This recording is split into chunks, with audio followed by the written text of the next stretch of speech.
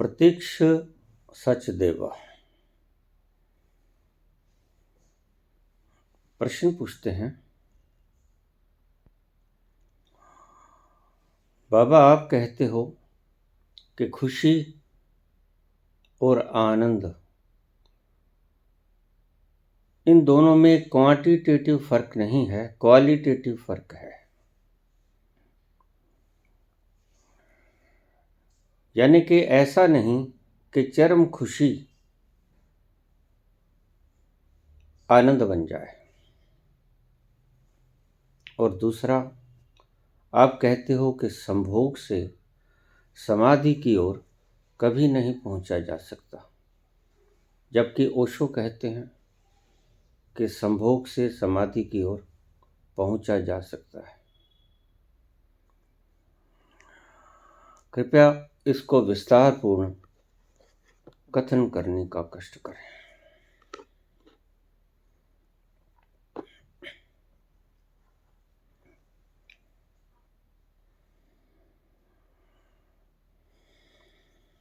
पतंजलि ने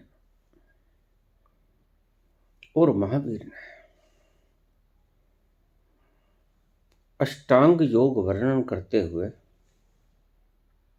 योग के 8 अंगों का उल्लेख किया है।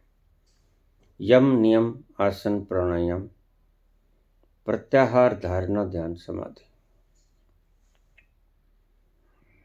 उनमें पहला यम का चौथा अंग है सत्य, अहिंसा, अस्तेय, ब्रह्मचर्य। पतंजलि ने भी यही कहा, महावीर ने भी यही कहा। ब्रह्मचर्य, इसका अर्थ करने वाले लोग ब्रह्मचर्य को कहते हैं ब्रह्म जैसा आचरण। यह संभव नहीं। अभी अभी शुरू किया है अध्यात्म में चलना, और अभी अभी सबसे आखिरी बात को साध लिया जाए, असंभव।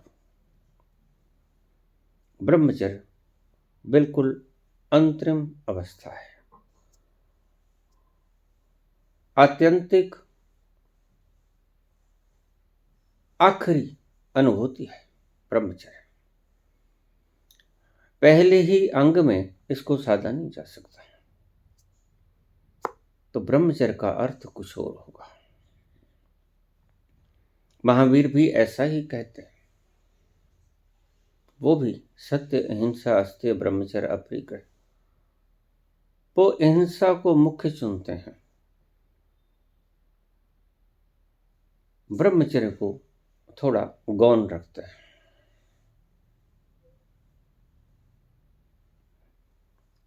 यहां से बात समझनी होगी हमें। खुशी आनंद का ही एक प्रारूप नहीं है।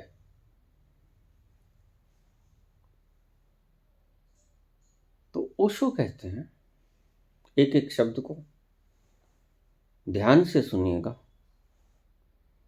ओशो कहते हैं कि काम वासना कोयले की तरह है, कोल, और ब्रह्मचर्य हीरे की तरह है।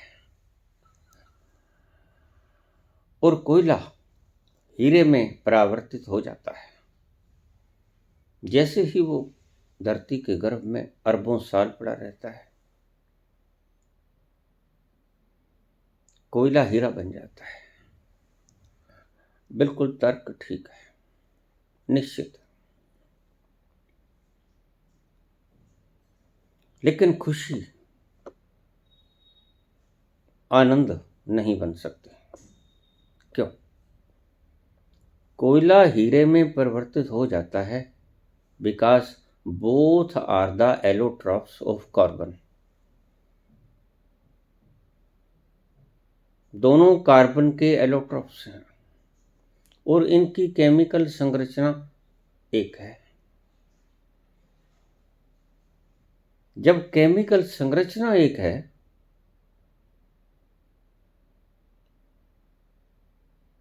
then coal can be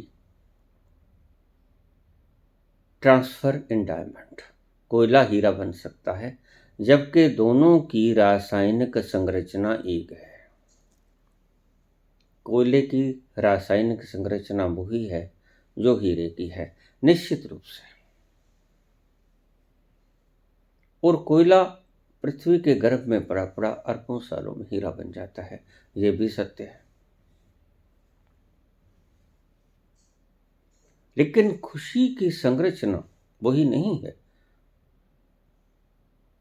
जो आनंद की संरचना है। ये दोनों भिन्न हैं, बल्कि सही देखो तो ये करीब करीब विपरीत भी हैं। मैंने कल भी कहा था, खुशी एक स्टिमुलेशन है, खुशी एक उत्तेजना है। संभोग के क्षणों में आप परम उत्तेजित होते हो और उस परम उत्तेजना से आता है खुशी का वो लम्हा जिन्हें पीक पॉइंट कहते हैं। उत्तेजना से जो चीज जन्म लेगी वह गैर उत्तेजना में नहीं पहुंचाएगी। और आनंद, मैंने कल भी कहा, आनंद है गैर उत्तेजना, नॉन स्टिमुलेशन।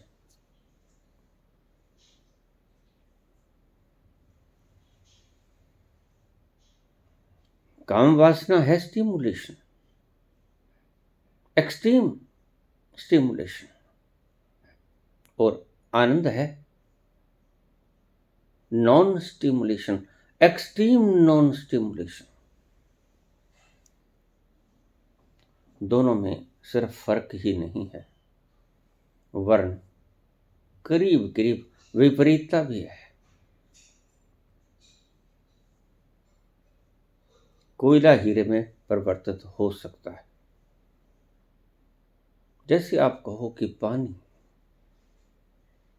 पानी की केमिकल संरचना H2O है and that can be converted into solid as well as in gas।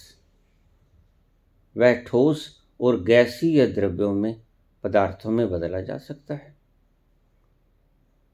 अब पानी का तुम बर्फ बना लो, सख्त हो जाएगा, और पानी को तुम उबाल लो, वाष्प बन जाएगा। क्यों? ऐसा क्यों संभव हुआ? ऐसा हुआ कि तीनों की, वो बर्फ हो, पानी हो या गैस हो, केमिकल फॉर्मूलेशन एक ही थी, 2 हाइड्रोजन 1 ऑक्सीजन। बस स्ट्रक्चर का फर्क पड़ गया, एक तरल बन गया, एक ठोस बन गया और एक गैस बन गया।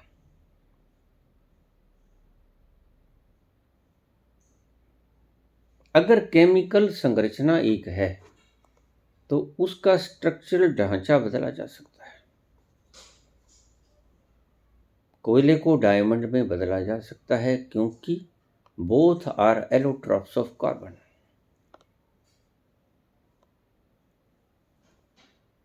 जैसे तीनों संरचनाएं H2O की हैं, whether it is solid, liquid और गैस। वो चाहे पानी की बर्फ हो, चाहे पानी की गैस हो, वाष्प हो, चाहे पानी का तरलता हो, लिक्विड हो। लेकिन ऐसा काम में नहीं होता। काम वासना में स्टिमुलेशन की एक्सट्रीम होती है, एक्सट्रीमिटी। और आनंद में नॉन स्टिमुलेशन होती है, शांत। इसे ऐसा कहें कि काम वासना समुद्र की उठे हुए तूफान की लहरों के समान है।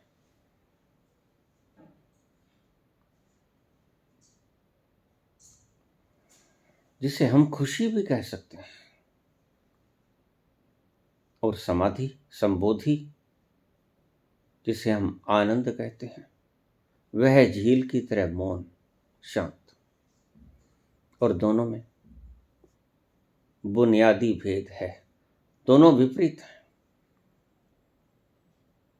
कहाँ उथल पुथलता का एक्सट्रीम समुद्र, और कहाँ शांत अवस्था की एक्सट्रीम मौन झील।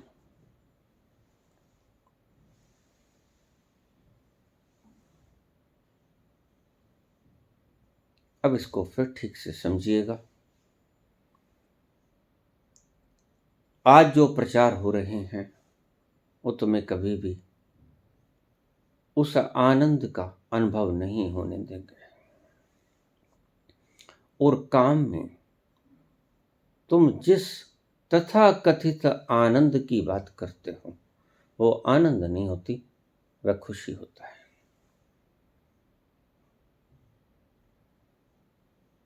संक्षेप में आप इसे ऐसा समझने, सार में,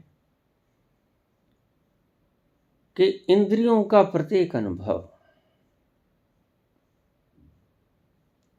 आपको खुशी में ले जाएगा, और खुशी दुख में परिवर्तित हो सकती है, और इंद्रियों का प्रत्येक अनुभव आपको खुशी देता है। वो चाहे स्वाद हो जीवा से लिया हुआ, नेत्रों से देखा हुआ अच्छा नज़ारा हो, कानों से सुना हुआ मधुर संगीत हो, या काम वासना का लिया हुआ तथाकथित आनंद हो। But all are stimulations. कानों के मधुर संगीत में भी शोर है, आंखों के मधुर दृश्य में, सुंदर दृश्य में भी उत्तेजना है।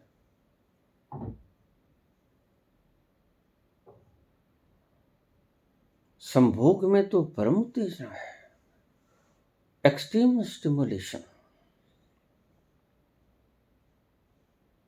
स्पर्श में भी स्टिमुलेशन है,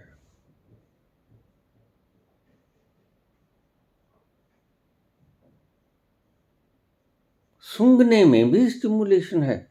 आप कोई अच्छी चीज सूंघते हो, फूलों की खुशबू, वो भी स्टिमुलेशन है। इंद्रियों के सभी लिए गए अनुभव सीमित है, स्टिमुलेशन है।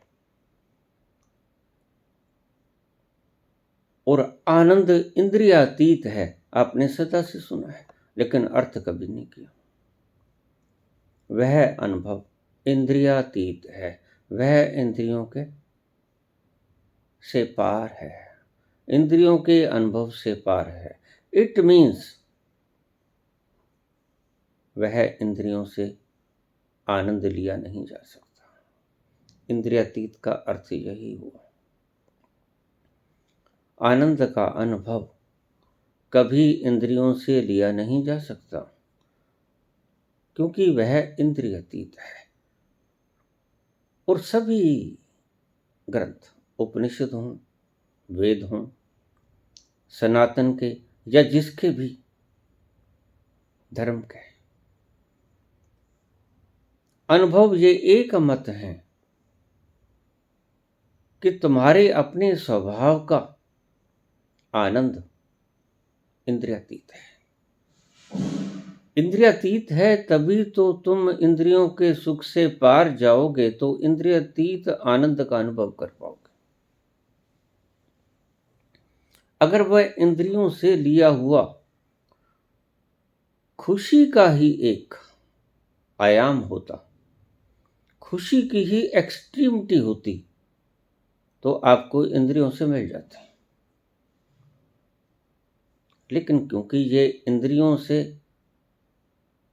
ली गई अनुभूति नहीं है, ये इंद्रियातीत अनुभूति है, इसलिए इंद्रियों से आनंद की संभावना को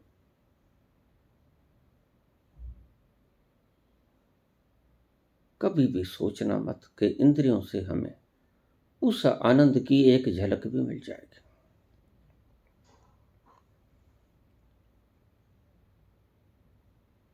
जो उदाहरण आप दे रहे हो, ओशो ने जो उदाहरण दिया कि कोयला पृथ्वी के गर्भ में पड़ा पड़ा अरबों वर्षों में हीरा हो जाता है, बिल्कुल ठीक है। बट वाई, क्यों?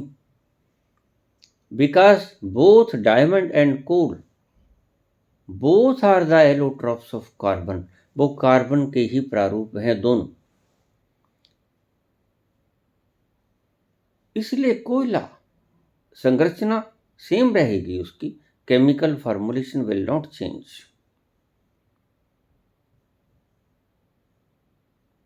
कोयला हीरा बन जाएगा, बन सकता है, लेकिन काम राम नहीं बन सकता।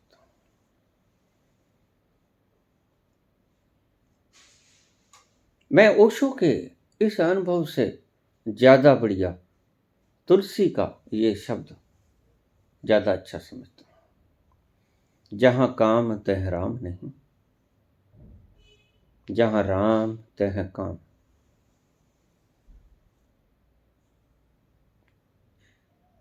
तुलसी कबहू न रह सके रवि रजनी एक ठाम। तुलसी कहते जहां काम है वह राम नहीं, जहां राम है वहां काम नहीं। रवि और रजनी, सूरज हो और रात हो, ये कैसे हो सकता है? सूरज और रात जैसे दोनों इकट्ठे नहीं रह सकते, ऐसे ही काम और राम दोनों इकट्ठे नहीं रह सकते। एंड काम can not be transferred into Ram.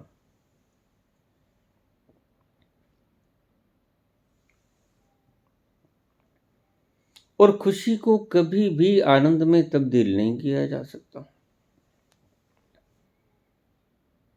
इसलिए मैं तुमसे कहता हूं कि छोड़ो झंझट, तुम्हें बड़ी उलझन में डाल दिया गया है गलत व्याख्याकारों और गलत अन्वेषकों के द्वारा, जो उनका खुद का अन्वेषण नहीं है। जो कहते हैं सेरोटोनिन को पैदा करो, डोपामिन को पैदा करो, उससे आपको खुशी मिलेगी, बिल्कुल खुशी मिलेगी, लेकिन इंद्रियों की खुशी मिलेगी। जो भी खुशी आपके शरीर के किसी भी अंग के द्वारा प्राप्त होती है, चाहे सूक्ष्म शरीर के किसी अंग के द्वारा, चाहे स्थूल शरीर के किसी अंग के द्वारा, चाहे वो मानसिक खुशी है, चाहे वो शारीरिक खुशी है, लेकिन वो आनंद नहीं है।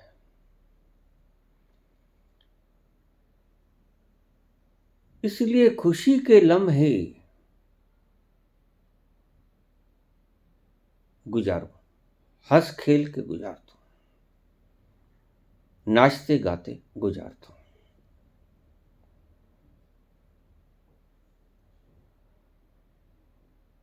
तो सेरोटोनिन को पैदा करना होगा, तो डोपामाइन को पैदा करना होगा, और गलत हार्मोन्स को पैदा करना बंद करो। लेकिन एक बात को ध्यान में रखना,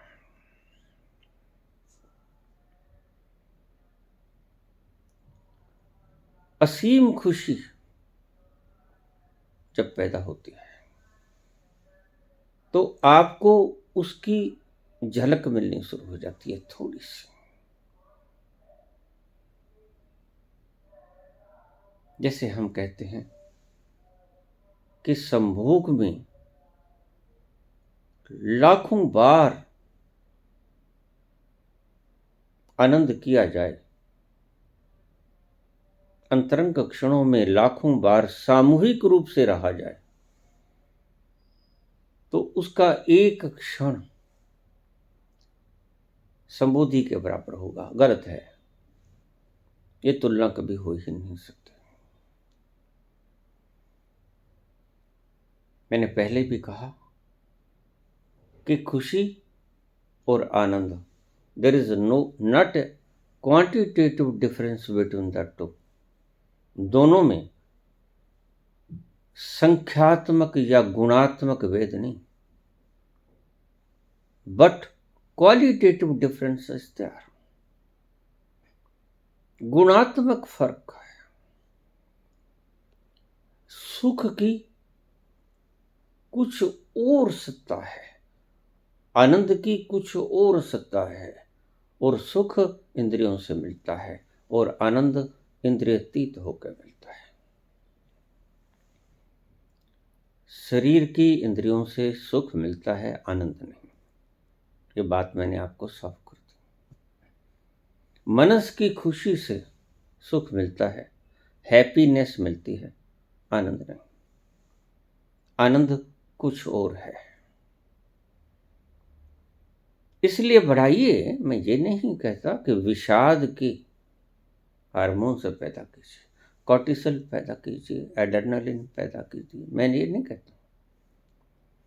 खुशी के माहौल, खुशी का हार्मोन्स, हैप्पी हार्मोन्स पैदा कीजिए, इसमें जरा भी बुराई नहीं है। हंस खेल के गुजार दो ये जो 4 दिन मिले हैं। लेकिन अगर तुम खुशी के लम्हों को एक्सट्रीमिटी में लेके जाओगे और उसे आनंद की स्टैंप लगाकर उद्घोषित कर दोगे तो यह आपकी मूर्खता है। खुशी की कितनी भी इंतहा हो जाए,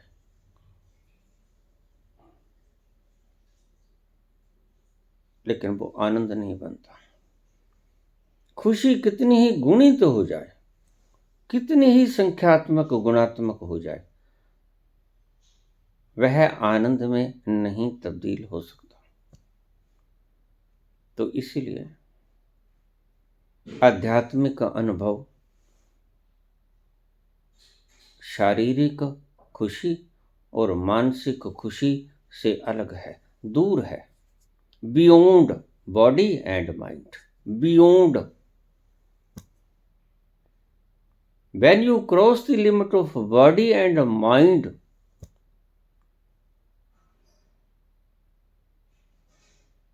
then the sphere of ananda starts. जब तुम शरीर और मनस की क्षेत्र से लांग लेते हो तो आनंद का क्षेत्र शुरू होता है। उसे परमात्मा का क्षेत्र भी कहा जाता है। शरीर के किसी भी भोग के द्वारा, किसी भी इंद्रिय के द्वारा लिया गया स्वाद महज स्वाद है, आनंद नहीं। हमारे मूढ़ों ने, जिन्हें ज्ञान नहीं था, उन्होंने संभोग के आनंद को आनंद कहा, जबकि वो आनंद नहीं था। संभोग का आनंद आनंद नहीं है, वह महज एक इंद्रियों से लिया गया सुख है। हाँ, ये माना कि एक्सट्रीमिटी ऑफ हैप्पीनेस, खुशी की एक्सट्रीम अवस्था है, लेकिन इसका मतलब ये नहीं कि अगर खुशी की इंतहा हो जाए, एक्सट्रीम हो जाए, तो वह आनंद है। नहीं, आनंद कुछ अलग है खुशी से। इसलिए ऋषियों ने, शास्त्रकारों ने, मनीषियों ने, खोजियों ने, अन्वेषकों ने खुशी को तो इंद्रियों से ही लिया गया एक अनुभव बताया, लेकिन आनंद को इंद्रियातीत होकर लिया गया आनंद बताया। इंद्रियों से जो नहीं मिलता वह आनंद, इंद्रियों से जो मिलता है वह है सुख, चाहे जीवा का टेस्ट हो, चाहे काम वासना का स्वाद कह सकते हैं, इसे हम आनंद नहीं कह सकते, मजा कह सकते हैं। आंखों से देखने वाला दृश्य कितना सुंदर है, मजेदार है, लेकिन आनंद करने वाला नहीं। कानों से कर्ण से सुनी हुई प्यारी ध्वनि संगीत मजेदार है, आनंद देने वाली नहीं। हम शब्दों का उपयोग कैसे भी करें उससे कोई फर्क नहीं पड़ता, और इसलिए ये आपस में घुल मिल गए और खुशी को पर्याय बना लिया गया आनंद का। लेकिन खुशी आनंद का पर्याय तो है नहीं। मैंने कल भी बात की थी, खुशी अलग है, और आप सारी उम्र खुशी देने वाले पदार्थों को बढ़ाने की योजनाओं में संलग्न रहते हो। जिससे आपको खुशी मिले वह आप बढ़ाने की चेष्टा करते हो। और कुछ मूड ऐसे भी हैं जो कि आनंद के तथाकथित आनंद के मजे के उस अनुभव को, जिसे हम अंतरंग क्षण कहते हैं, उन क्षणों को बढ़ाने की चेष्टा में ही सारी उम्र लगे रहते हैं। अगर ओशो ने ऐसा कहा, मैंने ठीक से ओशो को ये पढ़ा, लेकिन जैसा मैं पढ़ पाया, जैसा आपने मुझे बताया, वह गलत है। इंद्रियों से लिया गया स्वाद इंद्रियातीत आनंद नहीं हो सकता। इस बात को, मेरी इस व्याख्या को हृदय में उतार लेना। इंद्रियातीत आनंद को इंद्रियों से लिया गया सुख मत समझ लेना। ये दोनों की संख्यात्मक फर्क नहीं है, गुणात्मक फर्क है। खुशी तो आपको कितने ही गुना क्यों ना हो जाए, लेकिन that can not be transferred into Ananda. खुशी की विशालता, एक्सट्रीमिटी, इनफाइनाइट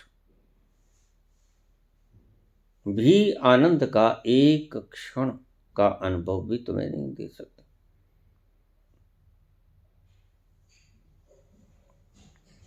और हम आनंद के नाम पर खुशी की सुविधाएं, खुशी के कारण जिनसे खुशी मिलती है, वो सुविधाएं तलाशने में लगते रहते हैं, सारी उम्र गंवा देते हैं। जहां जहां से भी हमें खुशी नसीब होती है, वहां से हम उस खुशी को लेने के लिए सुविधाएं जुटाने लगते हैं। लेकिन मनीषी, कबीर, नानक, बुद्ध, महावीर जिस आनंद की बात करते हैं, वह काम का ट्रांसफरेंस नहीं है, वह काम की बदलाहट नहीं है। इस बात को ध्यान में रख लेना। तो पतंजलि ने और महावीर ने जिस ब्रह्मचर्य शब्द का उपयोग किया, निश्चित ही वह वीर को संरक्षण करने की प्रावधान था। शरीर के तल पर ही अभी बोल रहे हैं पतंजलि, सत्य, अहिंसा, सभी शारीरिक चीजें हैं। सत्य, अहिंसा, अस्तेय, चोरी नहीं करना, ब्रह्मचर्य, अपरिग्रह, सभी पदार्थों के लिए बोली गई चीजें हैं। इनका पदार्थातीत उस अनुभव के साथ कोई भी संबंध नहीं बैठता, लेकिन शुरू यहीं से करना पड़ेगा। आबासा से शुरू करना पड़ेगा। यहां से शुरू करते हैं पतंजलि, महावीर भी, और पहुंचते हैं कैवल्य तक, समाधि तक। खुशी के साधनों को बढ़ाना, आनंद के साधनों को बढ़ाना नहीं। खुशी के साधनों को बढ़ाना, आनंद की झलक देखने के योग्य नहीं तो मैं बना था। कितनी ही खुशी पैदा कर रहा हूं, आनंद का एक क्षण भी ना पाओगे, क्योंकि दोनों में कोई समानता है ही नहीं। Happiness is a stimulation and Ananda is a non stimulation, extreme non stimulation. Happiness is extreme stimulation. तो काम वासना भी एक्सट्रीम स्टिमुलेशन है, उत्तेजना है। इसलिए जिन्होंने, पाश्चात्य ने, खुली काम वासना का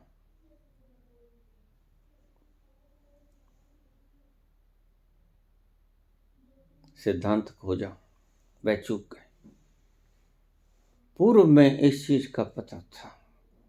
पूर्व के सभी ऋषियों ने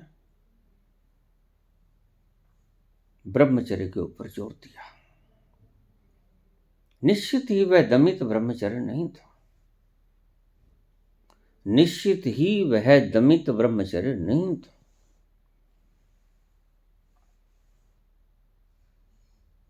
उनके भीतर काम का पदार्थ तो उत्पन्न हुआ, लेकिन वासना उत्पन्न नहीं हुई। इस बात को ध्यान में रखना। आपके भीतर शक्ति तो है भार उठाने की, किसी को मुक्का मार के गिराने की, लेकिन आप भार उठाते नहीं, आप किसी को मुक्का मार के गिराते नहीं। शक्ति है तो प्रकृति अपना काम करेगी, प्रकृति अपना अपना काम करेगी। 15-16 वर्ष की उम्र में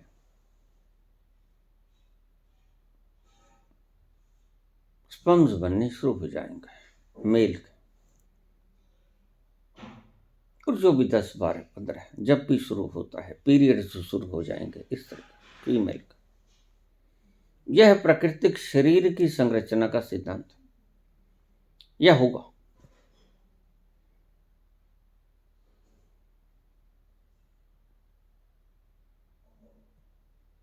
लेकिन उसको भोग का कारण बनाया जाए, यह नहीं कहते ऋषि। तुम्हारे में शक्ति है, you can reproduce but you will not. तुम कर सकते हो पैदाइश, लेकिन तुम करोगे नहीं। 25 वर्ष तक गुरुकुल में ब्रह्मचर्य रहकर शिक्षा ग्रहण करने का यही मात्र केवल कारण था।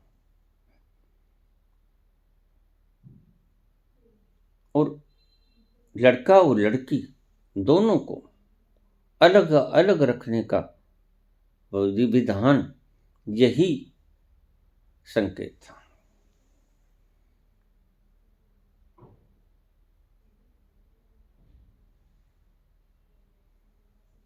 शारीरिक खुशी तो आप सुविधाओं से इकट्ठी कर सकते हो, मानसिक खुशी भी आप सुविधाओं से इकट्ठी कर सकते हो, लेकिन आनंद के क्षण आपको सुविधाओं से नहीं मिलेंगे। वो तो कोई नानक तकड़ी तोलते होंगे और 13-13 हो जाएगा। 12 तक ठीक चलेगा, 13 पे आके सब गड़बड़ हो जाएगा। बनिए की दुकान पे बैठे हैं मोदी खाने में, ग्राहक आया है, बाटों से तोल रहे हैं, कोई खुशी का कारण भी नहीं है, अपना व्यापार किए जा रहे हैं, तोल रहे हैं, और 12 तक सब ठीक, और 13 पे आकर फंस गई कुंजी। 13 हो गया। यह लम्हा कुछ अज्ञात लम्हा था, खुशियों से कुछ अलग। कितनी भी आप खुशी पालो, इंद्रियों के द्वारा खुशियों का स्वाद चख लो। हैप्पी हार्मोन्स को पैदा करके सेरोटोनिन, डोपामाइन, मानसिक खुशी का लुत्फ उठा लो। लेकिन एक बात को ध्यान में रखना, ये दोनों चीजों को मिला मत देना, गड़बड़ हो जाएगी। पहले ही बहुत गड़बड़ हो गई, और आज के तथा कथित जो ऋषि, तथा कथित कहूंगा, वे यही प्रचार कर रहे हैं, हार्मोन्स को बढ़ाओ, खुशी के लिए बढ़ाओ। आनंद की इसमें कोई लेन देन नहीं। खुशी जीवन जियो, सुविधापूर्ण जियो, पेट भर के खाओ, जी भर के खाओ, जी भर के जियो, लेकिन आनंद मिल जाएगा, यह अपेक्षा मत जुटाओ। इंद्रियों से लिया गया, मन से लिया गया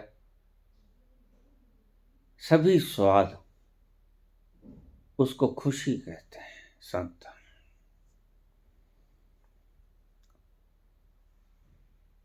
और इंद्रियातीत से लिया गया, उसे आनंद कहते हैं संत। इसका सीधा सीधा फर्क आप हृदय में रख लेना।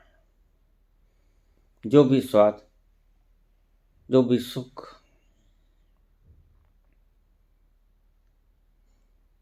आप इंद्रियों से लेते हैं, उस सुख का तुम्हारे वास्तविक तल से आए हुए आनंद से कोई तालमेल नहीं होता।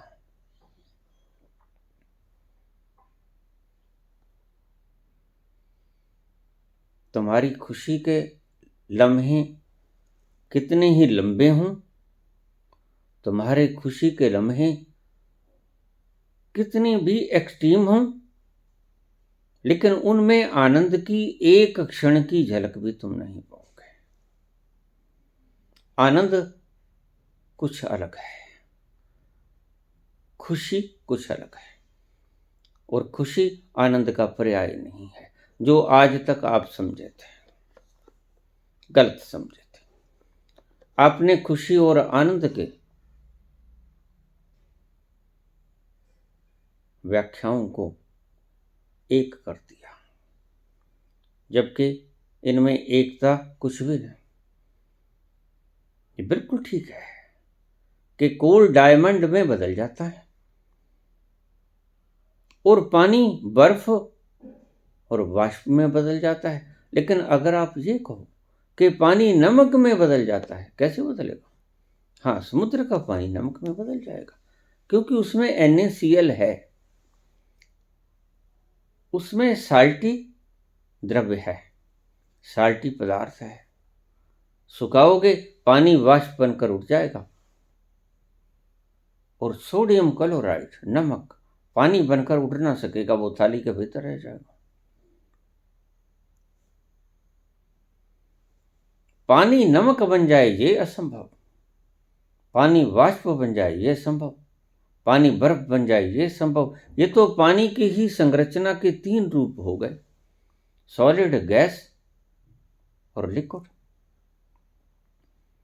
लेकिन पानी के भीतर एक चीज घुली हुई थी, वो था नमक, NaCl। तुम शुगर भी घोल सकते हो,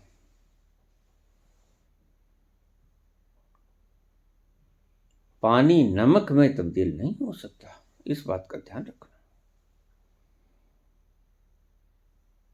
पानी की फॉर्म बदल सकती है, तरल या गैस, या ठोस। लेकिन अगर आप ऐसे कहो कि पानी नमक में तब्दील हो जाएगा तो वो नहीं होगा, क्योंकि केमिकल संरचना पानी की और नमक की बिल्कुल अलग अलग है। पानी H2O, नमक NaCl। ऐसा ही आपने कहा। अगर ओशो ने ऐसा कहा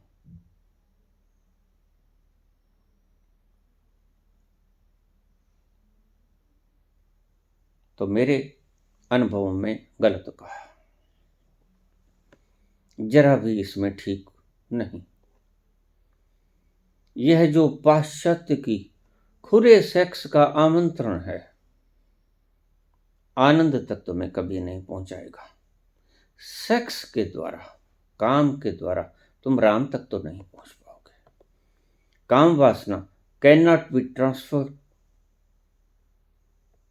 इनटू आनंद। ये असंभव है। इस विचार को त्याग देना।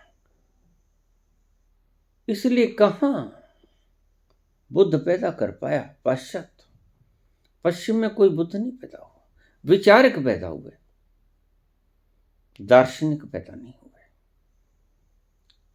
और जिसे तुम दार्शनिक कहते हो उन्हें मैं दार्शनिक नहीं कहता, मैं उन्हें प्रबुद्ध कहता हूं। जिन्होंने आनंद को पा लिया वो प्रबुद्ध हो गए। संबोधि से युक्त, समाधि से युक्त, संबोधि और समाधि का अनुभव लेने वाले व्यक्ति कुछ और हैं, और आपकी एक्सट्रीम खुशी को चखने वाले लोग कुछ और हैं। काम वासना का स्वाद लेने वाले व्यक्ति कुछ और हैं, और आनंद की परम शीतलता और परम नॉन स्टिमुलस को चखने वाले बुद्ध कुछ और हैं, कबीर कुछ और हैं, नानक कुछ और है, मीरा कुछ और है, चैतन्य कुछ और हैं। और तुम्हारी सुख खुशी के लम्हों का एंजॉय करने वाले लोग कुछ और हैं। बुनियादी भेद हैं दोनों में। कितनी खुशी मनाओ, अच्छी है, लंबे चेहरे मत लिए फिरो, लेकिन ये गलती मत खा जाना कि ज्यादा संभोग करेंगे तो आनंद में तब्दील हो जाएगा। ये कभी संभव नहीं हो पाएगा। तो ये शब्द ही गलत है। संभोग से समाधि की ओर कभी नहीं हो पाएगा, because there is a qualitative difference between the two. संभोग और समाधि के भीतर गुणात्मक भेद है, संख्यात्मक भेद नहीं है।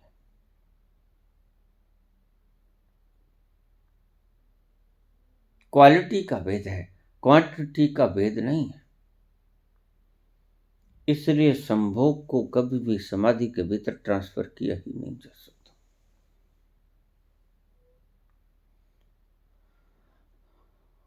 जितने भी पतंजलि ने, महावीर ने ये फार्मूलाज दिए, ये आखिर में जाकर अपनी एक्सट्रीमिटी तक पहुंचे। वो सत्य हो, अहिंसा हो, अस्तेय हो, ब्रह्मचर्य हो, अपरिग्रह। अस्तेय, चोरी मत करो, पहले तो तुम इसे आचरण में लेके आओगे, और अंत में क्या होगा? अंत में तुम्हें पता चलेगा कि चोरी हो ही नहीं सकती। क्यों? क्योंकि किसकी चोरी करोगे? एक ही तो है, अपनी ही चोरी करोगे। अपनी एक जेब में से उठा के दूसरी जेब में रखोगे, एक खीसे से दूसरे खीसे में रखोगे। मालिक तो तुम ही रहे। शुरुआत जहां से करनी होगी उसकी एक्सट्रीमिटी जाके होगी समाधि में।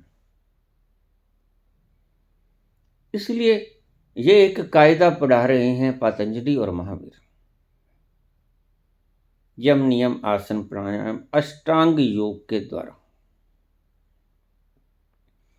और कायदे को ये ले जाएंगे ये डॉक्टरेट तक। शुरुआत तो कायदे से ही करें, होगी ही कायदे से। सनातन में भी यही हुआ। शुरुआत की पत्थरों से, पत्थरों की पूजा यानी मूर्तियों की पूजा, उसे कोई भी रूप दे दो। मैंने पहले भी कहा, उसको गोरा बना दो, उसको काला बना दो, उसके पूंछ लगा दो, उसके सूंड लगा दो, उसके सींग लगा दो, कोई फर्क नहीं पड़ता। शुरुआत यहीं से होगी। इसलिए भाषाएं बहुत हैं, लिपियां बहुत हैं। तो किसी भी लिपि को पकड़ लो जिस पर आपकी श्रद्धा है, लेकिन ये लिपि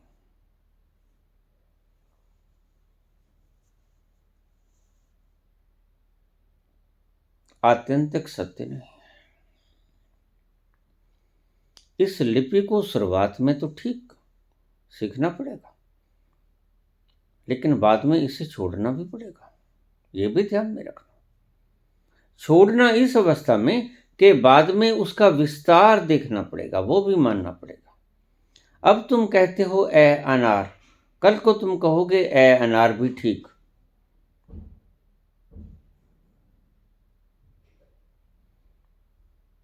और ए के शब्द से जो भी शुरू होता है वो भी सारे ठीक। अनपढ़ भी ठीक, अज्ञात भी ठीक, लेकिन ए अनार तो रहा ही। मूर्ति मूर्ति रह जाएगी, लेकिन मूर्ति मूर्ति तक सीमित नहीं रह जाएगी। मूर्ति विश्व में समा जाएगी। मूर्ति मूर्ति की संकीर्णता को नष्ट करके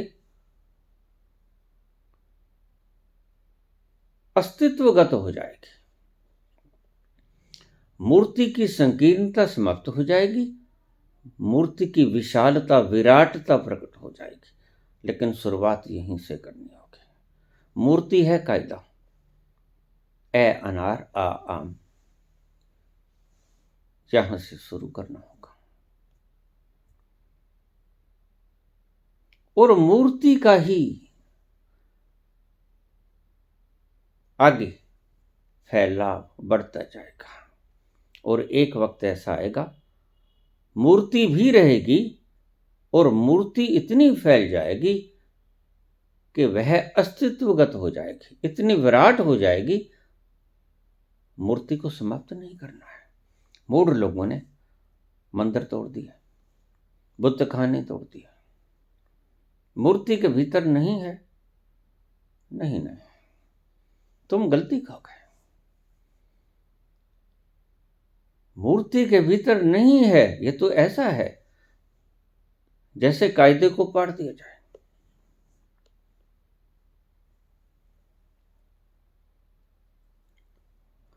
तो जिन अज्ञानियों ने उस विराटता का दर्शन नहीं किया था, औरंगजेब जैसे लोगों ने, उन्होंने धर्मांतरण करना शुरू कर दिया। अभी उन्होंने संकीर्णता को भी नहीं जाना था, कायदा भी ठीक से पढ़े नहीं थे, और उन्होंने लोगों को धर्मांतरण करने पर विवश किया। गर्दनें काट दी गई, छोटे छोटे बच्चे शहीद कर दिए गए। इस्लाम धारण करो, लेकिन इस्लाम ये कब कहता है कि हिंसा फैलाओ? इस्लाम की किताब में, कुरान में एक भी शब्द गिना दो जिसमें लिखा हो कि हिंसा फैलाओ, एक भी शब्द।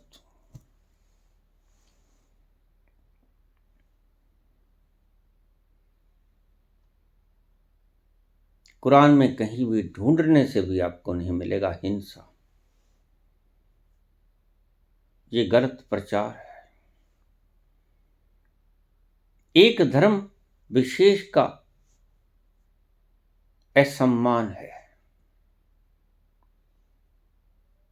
कुरान बिल्कुल नहीं कहता कि नफरत करो।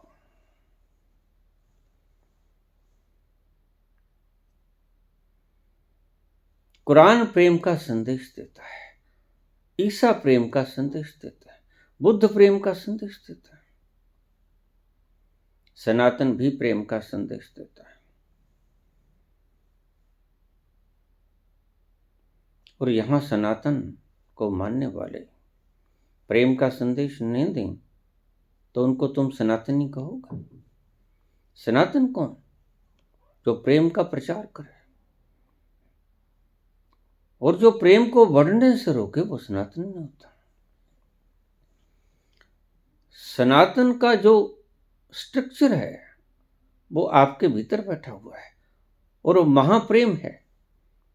संतों ने तो उसे प्रेम ही कहा। जिन प्रेम कियो तन प्रभ पायो।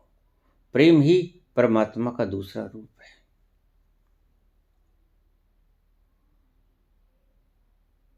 और अगर प्रेम चाहिए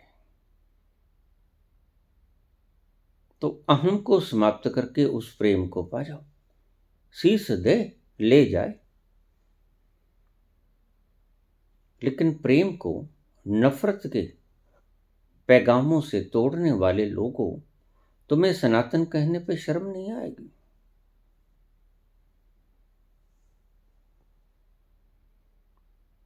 लेकिन ये भी क्या करें, इन्होंने अभी कायदा ही नहीं पढ़ा है, औरंगजेब की तरह।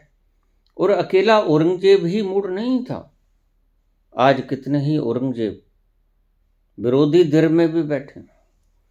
जो पागलपन उसने किया क्या हम भी वही करना शुरू कर दें? नहीं, ये धारणा गलत है।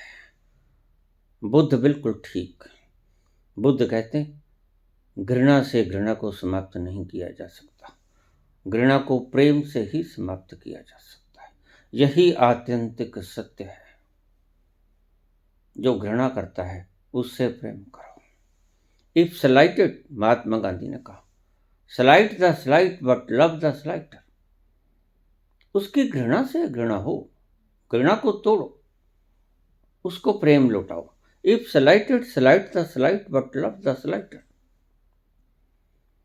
अगर तुम्हें कोई घृणा करता है तो उसकी घृणा को तोड़ो और उसे प्रेम वापस से लौटा दो।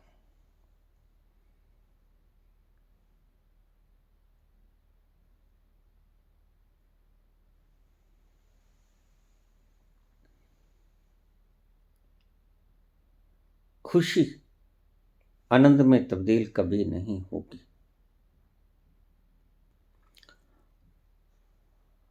और इंद्रियों से जो लिया जाए स्वाद, उसे तुम खुशी का नामकरण कर सकते हो। लेकिन आनंद खुशी नहीं है। आनंद खुशी का एक्सट्रीम पॉइंट भी नहीं है। अनंत गुणा खुशी भी आनंद नहीं है। ए qualitative difference between the to, गुणात्मक फर्क है। जैसे NaCl और H2O, पानी और नमक। Basic chemical formulation is different.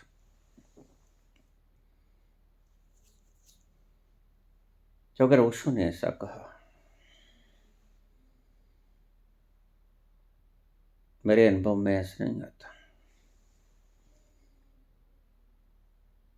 Open sex, तुम्हें पता ही नहीं तुम किधर जा रहे हो। ओपन सेक्स का मतलब यह है कि तुम खुला सुख लेना शुरू कर दो इंद्रियों के द्वारा। और फिर क्या होगा? नशेड़ी आदमियों को देखा है कभी? पहले दूसरे व्यक्ति उसको लत लगाते हैं,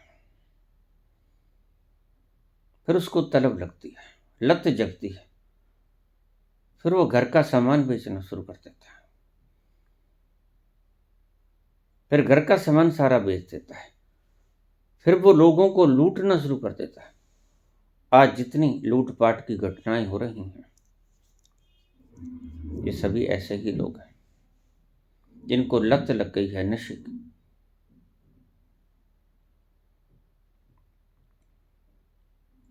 बुनियाद में ये क्या क्या चाहते हैं ये आपको मालूम ही नहीं, क्योंकि समाज ने और राजनीति ने कभी बुनियादी मानसिक संरचना को परखने की कोशिश ही नहीं की।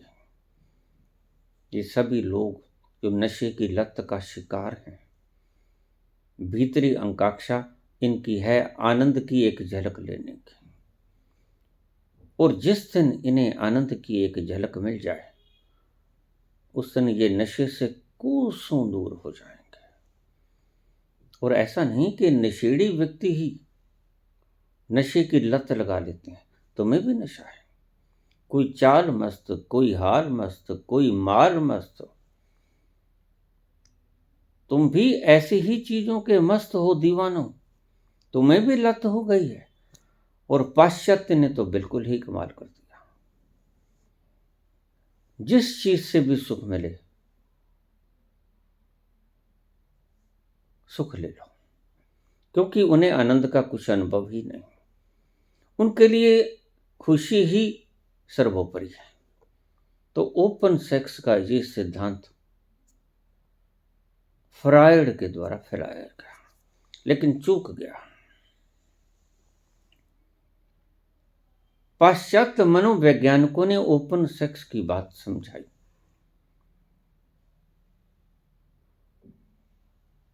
क्योंकि उनको आनंद की एक झलक मिली नहीं। पाश्चात्य ने वैज्ञानिक पैदा किया, लेकिन प्रबुद्ध कहां पैदा किया? वैज्ञानिक पैदा किया है, निश्चित। भारत ने वैज्ञानिक पैदा नहीं किया। इसी कारण से आज हम गोबरमती हो गए, साबरमती नहीं, गोबरमती हो गए। ये हमारी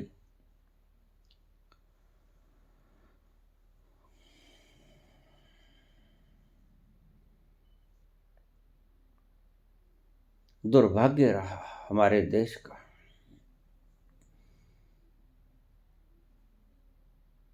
कि हमने विज्ञान का विकास होने नहीं दिया। विज्ञान का विकास नहीं होने दिया, आनंद की तरफ कदम नहीं बढ़ाया। ना खुदा ही मिला ना बसा ले सनम, ना इधर के रहे ना उधर के रहे। पाश्चात्य ने कुछ तो पाया,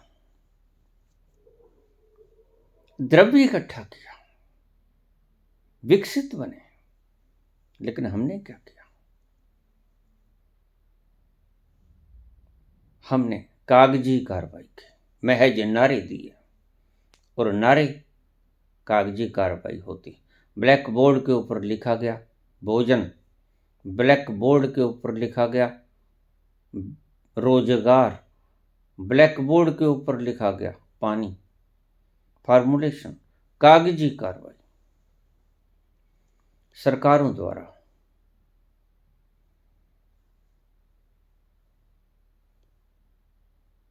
जो भी बजट पेश किए गए ज्यादातर उनमें कागजी कार्रवाइयां थी। वायदे कर लो, मनुष्य भूलन हारा है, ह्यूमन इज टू एरर्स, भूल जाता है। आने वाले 5 सालों के बाद उसे याद नहीं रहेगा कि ये सरकार क्या नारा देकर सत्ता में आई थी। तुम फिर से मूर्ख बन जाओगे और तुम फिर से वही गलती दोहराओगे। इसलिए बिल्कुल ठीक लिखी है ये बात, ह्यूमन इज टू एरर्स, वह एक गलती को बार बार करता है।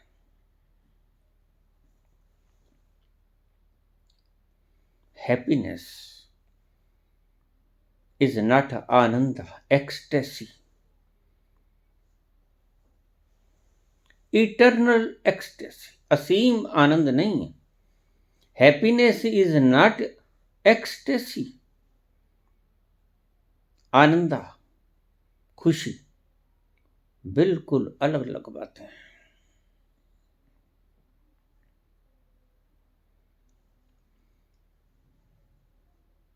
खुशी के क्षणों को आप बढ़ा सकते हो, कौन रोकता है?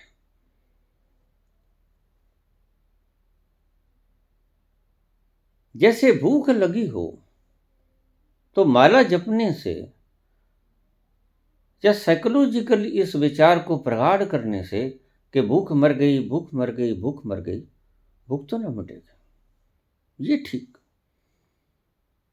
कि जिन तत्वों के कारण, जिन केमिकल रसायनों के कारण जो लीवर ने और सारे डाइजेस्टिव सिस्टम ने प्रोड्यूस किए थे और तुम्हें भूख लगी थी और तेजाब बना था, हाइड्रोक्लोरिक एसिड वगैरह पचाने के लिए भोजन, वह आपकी आंतड़ियों को खा जाएगा।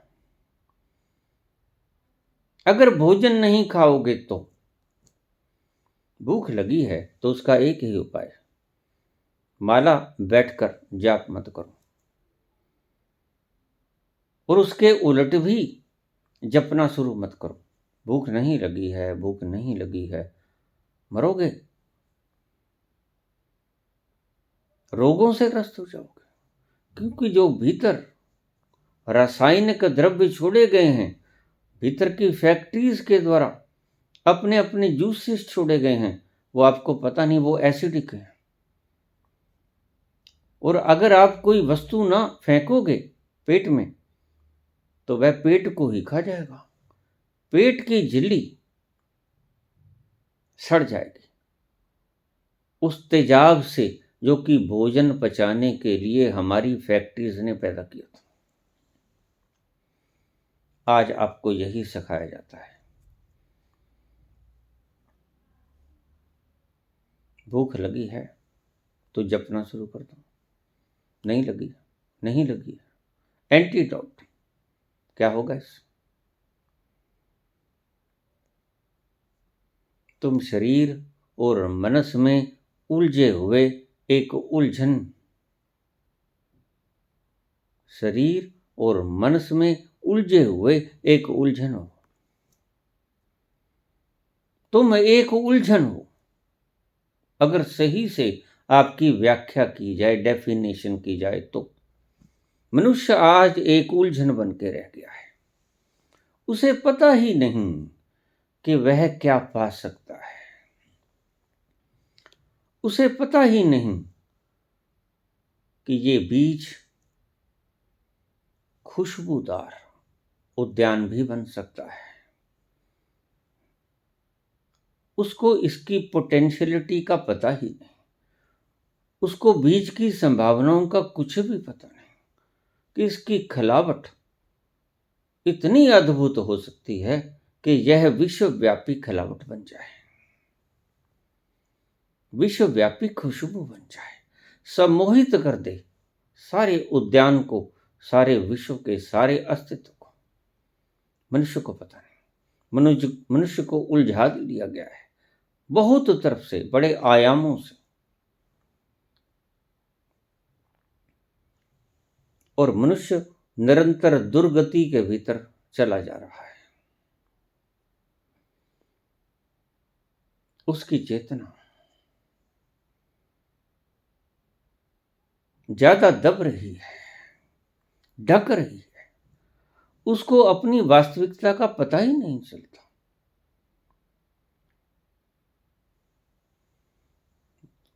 आपने कहा बाबा खुशी और आनंद ये एक नहीं है, दो हैं। बिल्कुल ठीक।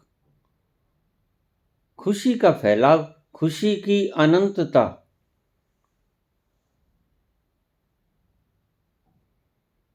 आनंद का एक क्षण भी तुम्हें मुहैया नहीं करा सकेगी। तुलसी ने एक शब्द लिखा है रामायण में,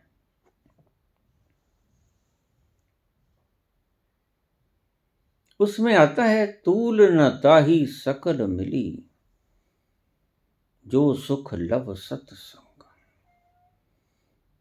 तात स्वर्ग अपवर्ग सुख, धरिय तुला इक अंग।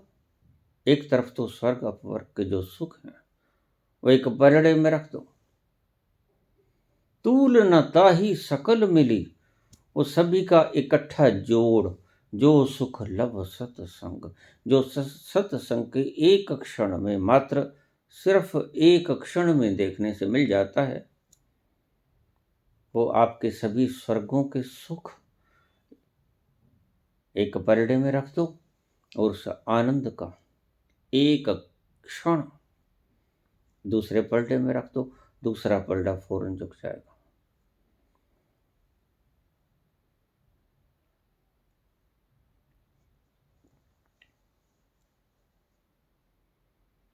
आप खुशी को आनंद समझ रहे हैं, और आज वैज्ञानिक बुद्धि के लोग भी सेरोटोनिन, डोपामिन, खुशी के हार्मोन्स पैदा करने पर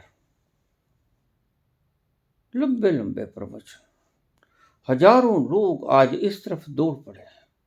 इनको भी खुशी की, आनंद की चाहत है। इनकी चाहत अभी पूरी नहीं हुई। ये भी खोज रहे हैं फार्मूला, मिला नहीं है, बता रहे हैं आपको। लेकिन खुशी का पैमाना तो ठीक, सेरोटोनिन, डोपामिन पैदा कर लो, खुशी का हार्मोन से है, नकारा नहीं जा सकता। लेकिन किस खुशी के? आत्मिक तल तक तो ये जाते हैं। आपकी मानसिक खुशी, आपकी शारीरिक खुशी आत्मिक तल तक तो पहुंचती नहीं। शरीर तो कट जाए तो भी आत्मा तक नहीं पहुंचता दुख। शरीर जल जाए तो भी आत्मा तक उसका दुख और कष्ट नहीं पहुंचता, कोई पीड़ा नहीं पहुंचती। नैनम छिदन्ति शस्त्राणि, शस्त्र काट दे शरीर को, तर्क काट दे आपके मनस की बातों को, लेकिन इसका कोई संबंध उस आत्म तत्व से नहीं है। न तर्क वहां पहुंचता है, न शरीर शास्त्री वहां तक पहुंचता है, न मनस का तर्क वहां पहुंचता है, न मनस की खुशी वहां पहुंचती है, न शरीर की खुशी वहां पहुंचती है, न शरीर की पीड़ा वहां पहुंचती है। सुख और दुख से परे, खुशी और गम से परे वह जो है वह तुम हो। इसलिए खुशी को कभी आनंद के पैमाने से मत मापना, क्योंकि ये पैमाने अलग अलग हैं दोनों के। खुशी को आनंद के और आनंद को खुशी के पैमाने से मापना मूर्खता है।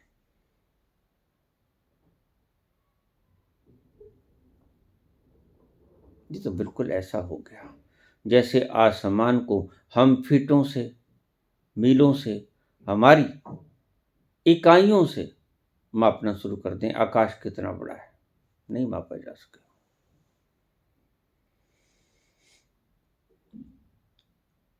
हमारे गज, हमारे मीटर, हमारे फीट, हमारे माइल्स, हमारे किलोमीटर्स हमारी यहाँ की दूरियां तय करने के काम आएंगे, लेकिन आकाश की दूरियां तय करने के काम ये बिल्कुल नहीं आएंगे। ये पैमाना ही नहीं है आकाश को जोखने का। तो आपने कहा बाबा कि संभोग से समाधि की ओर जाया ही नहीं जा सकता। बिल्कुल ठीक है, ये गलती मत कर लेना। मुझे नहीं पता ओशो ने ये बोला क्यों, और पाश्चात्य ने ये बोला क्यों। पाश्चात्य की बात समझाती है, क्योंकि वो आनंद का एक लम्हा देख नहीं पाए। पूर्व में जिसके सागर तलाश लिए गए, उसकी एक बूंद पाश्चात्य खोज नहीं पाया, वेस्टर्न नहीं खोज पाया। ईस्ट ने खोज लिए उसके सागर, वेस्ट उसकी एक ड्रॉप भी नहीं खोज पाया। इसलिए अगर पाश्चात्य में इस बात को प्रचारित किया गया कि भोगो जितना भोगा जाए, यह चारवाक की मति थी। पाश्चात्य चारवाक का अनुगामी है एक अर्थों में, तो यह कोई अतिशयोक्ति नहीं होगी। पाश्चात्य में यह धारणा फैलाई जाए और बलवती हो जाए और कार्यान्वयन हो जाए, इसमें कोई आश्चर्य जैसी बात नहीं है। क्योंकि जिन्हें आनंद का एक बिंदु भी कभी नहीं मिला, वह खुशी की तलाश में दरवाजे खोलते कि जहां खुशी है। जचती है बात, लेकिन उनका क्या होगा जो बात तो आनंद की करते हैं और बातें बताते हैं खुशी की। झलक तो आनंद की लेना चाहते हैं और सारे प्रायोजन करते हैं, आयोजन करते हैं खुशी के, उनका क्या होगा? इसलिए तो हम दुविधा में उलझ के रह गए। खुशी के पलों को हम आनंद के पल समझते जाते हैं। यही हमारा दुर्भाग्य शुरू होता है, यही हम गलती खा जाते हैं। खुशी के पल कभी आनंद के पल होते नहीं। तूल न ताही सकल मिली, जो सुख लब सत्संग। उस सत्संग का एक पल पलड़ा झुका देगा आपके सभी सुखों को। कितने ही खुशी के हार्मोन्स पैदा करो, डोपामिन पैदा करो, सेरोटोनिन पैदा करो, कुछ नहीं होने वाला। मानसिक खुशी मिलेगी, बिल्कुल मिलेगी, इस बात से इनकार नहीं किया जा सकता। भोगो, भोग के स्वाद से खुशी मिलेगी, लेकिन कौन कहता है नहीं मिलेगी? परंतु ये तो कहते हैं कि क्षणिक मिलेगी। क्षणिक थी तभी तो अगले दिन फिर इन तरंग क्षणों में उतरे। खुशी थी तभी तो अगले दिन भी भोजन का टेस्ट लिया। भूख लगी, अच्छा था तभी तुमने फिर वही संगीत अपने कानों में उंडेला। अच्छा था दृश्य तभी तुम बार बार वहां गए। चलो वहां देख के आते हैं नजारा।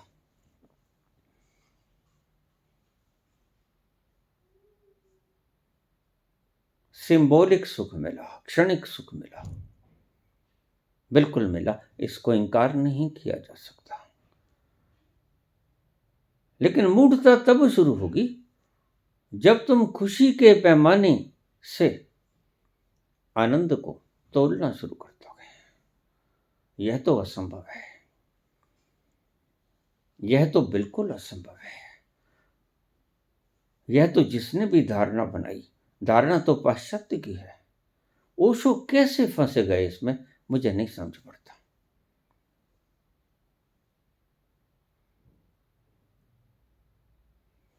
संभोग का सुख, आनंद के, संबोधि के आनंद का एक क्षण का मुकाबला भी नहीं कर सकता। That cannot be transferred into ecstasy. Happiness cannot be transferred into ecstasy. Eternal ecstasy. खुशी को आनंद में तब्दील नहीं किया जा सकता। यह धारणा ही गलत है, यह धारणा ही कुधारणा है, यह प्रथा कुप्रथा है। और जिसने भी ये शुरू की, शुरू तो पाश्चात्य से हुई, चारवाक से शुरू हुई, लेकिन ओशो जैसा व्यक्ति इस मान्यता को स्प्रेड करे, समझ नहीं आता, क्योंकि यह मान्यता गलत है। क्योंकि H2O को तरल से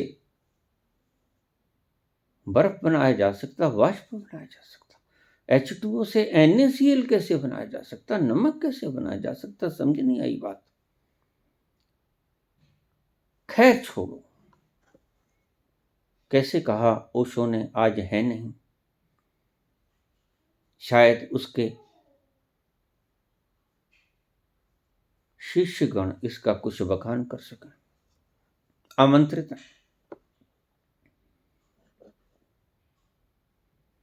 खुले आमंत्रित है। संभोग के क्षणों का सुख आनंद नहीं है। थीम बता रहा हूं आपको, संभोग के क्षणों में पाया गया सुख आनंद की झलक नहीं है, एक झलक भी नहीं है। आनंद की झलक कुछ और है, आपको शायद पता नहीं। जिनके भीतर स्पर्म बनता नहीं, जो ट्रांसजेंडर है, वो भी पहुंच सकते हैं। आप ये नहीं जानते। स्त्री पहुंच सकती है, पुरुष पहुंच सकता है, और ट्रांसजेंडर पहुंच सकता है। आपको इस बात का पता है? तो क्या होगा उसका? उसके भीतर तो ना स्पर्म पैदा हुए, ना अंडाणु पैदा हुए, उसका क्या होगा? ये धारणा गलत है आपकी। जिसने भी फैलाई, गलत फैलाई, उसको आनंद का कोई अनुभव नहीं था। जिसने भी फैलाई, anand is something different from happiness. मैंने आपके दोनों प्रश्नों के जवाब दे दिए। खुशी मह तो हो जाए, अच्छा है, खुशी मनाओ, रोनी सूरत लिए फिरते मत रहो, लेकिन इसको आत्यंतिक अनुभूति मत समझ लेना, गुमराह हो जाओगे। आत्यंतिक अनुभूति, इटर्नल एक्सटेसी कुछ और है। अनंत आनंद की धारा कुछ और है। वह तो एक क्षण की ही काफी होती है। किसी प्रेमी से पूछो, एक क्षण के लिए आंखें चार हुई, उससे पूछो, वो बोलेगा, मुखर होगा कि हाँ, और उसे कभी भूल नहीं पाता। और मेरे पास रोज प्रश्न आते हैं, बाबा क्या करें? कोई नाम नहीं, कोई पता नहीं, कोई ठिकाना नहीं, कोई विचार नहीं, कोई बात नहीं हुई उसे, सिर्फ आंखें चार हुई और भुलाए से भूलता नहीं, क्या करें? यह है आनंद की एक झलक, प्रेम के क्षणों में मिलती है। प्रेम को मारो मत, अन्यथा आनंद की झलक पाने से वंचित हो जाओगे। आपका ही नुकसान होगा, आप ही चूकोगे आनंद की झलक से, क्योंकि वो प्रेम से ही मिलता है। वो प्रेमियों की दशा देखो, क्या हो गया है इन्हें? चंगे भले थे और एकांत में रोते हैं। मजनू रातों रातों वृक्षों से लिपट कर रोता है, मेरी लैला कहाँ है, कोई मिला दे। प्रेम के क्षणों में आनंद की झलक उतरती है, सतोरी के क्षणों में आनंद की एक झलक उतरती है। खुशी के कितने भी लम्हे आपके भीतर आए, बड़ी से बड़ी खुशी मिल जाए, बड़ी से बड़ी सुविधा की सामग्री, सब कुछ बीच में आ गया, आप उत्पन्न कर लो। खुशी के बड़े से बड़ी सामग्री आप उत्पन्न कर लो। आनंद का एक जो सुख लब सत्संग, आनंद का एक क्षण भी पैदा न कर पाएगी। ये है तुम्हारी खुशी की सीमितता। खुशी तक महदूद मत रहना। खुशी प्रेम तक पहुंचाती है, खुशी आनंद तक नहीं पहुंचाती। इनके डायमेंशन ही अलग अलग है। आनंद कुछ और है, आनंद कुछ और है। खुशी की चरम परिणति आनंद नहीं है।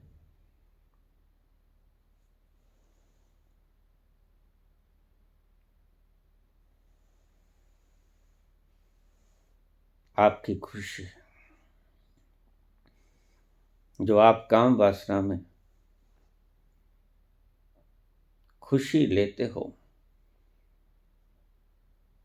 ये धारणा गलत है कि वह परमात्मा की एक झलक दिखाता है। बिल्कुल गलत है, क्योंकि परमात्मा की एक ही तो झलक मिलती है सतोरी में भी, और वह व्यक्ति बिल्कुल तृप्त हो जाता है, बिल्कुल तृप्त हो जाता है।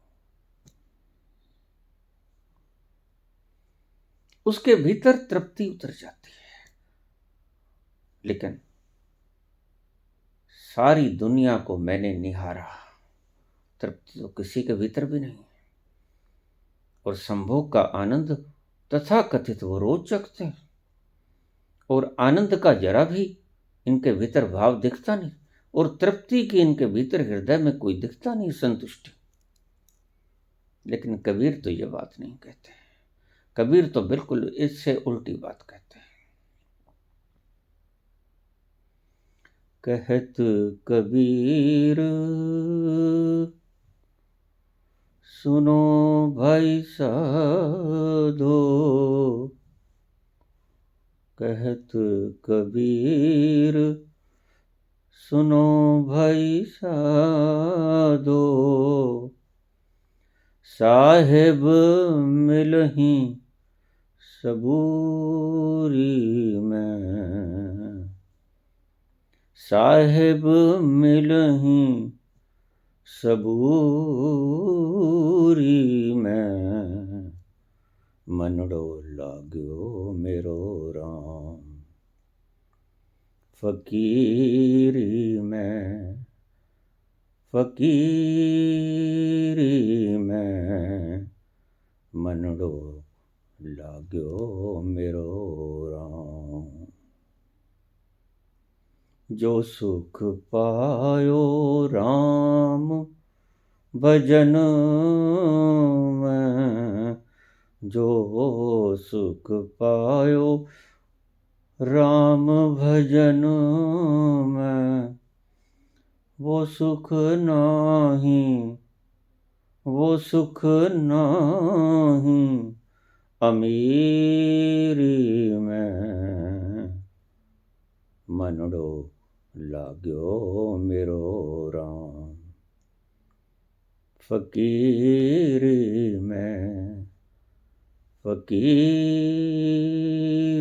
में, मनड़ो लाग्यो मेरो राम। धन्यवाद।